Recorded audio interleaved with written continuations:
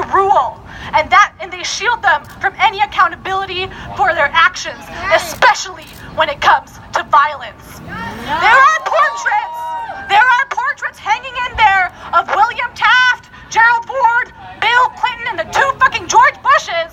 All men who have killed millions and without a doubt assaulted many, many women. That's right. When Kavanaugh indignantly exclaimed about a dozen times in his hearing that he went to Yale, it's because according to the entities that govern this country, that kind of class power is supposed to give you a fucking free pass.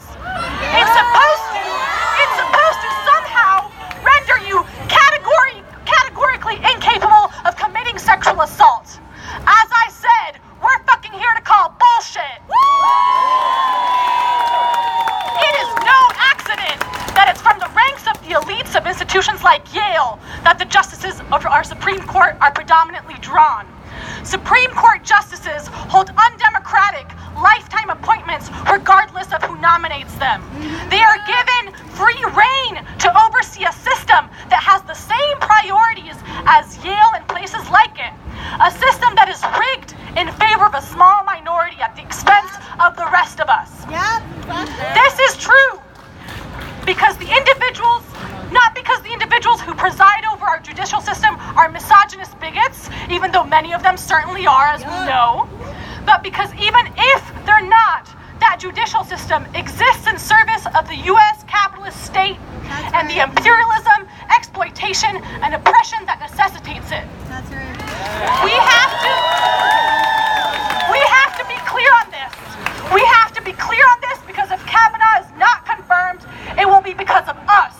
Us and the insurmountable courage of survivors, and not the fucking FBI or the Democrats who fucking botched that hearing. That's right.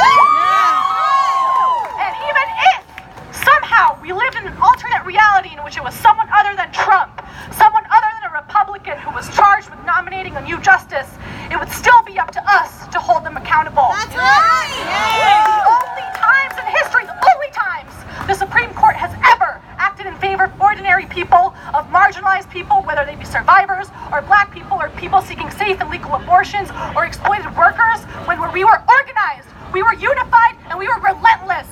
We are the agents of change, not them. Yes.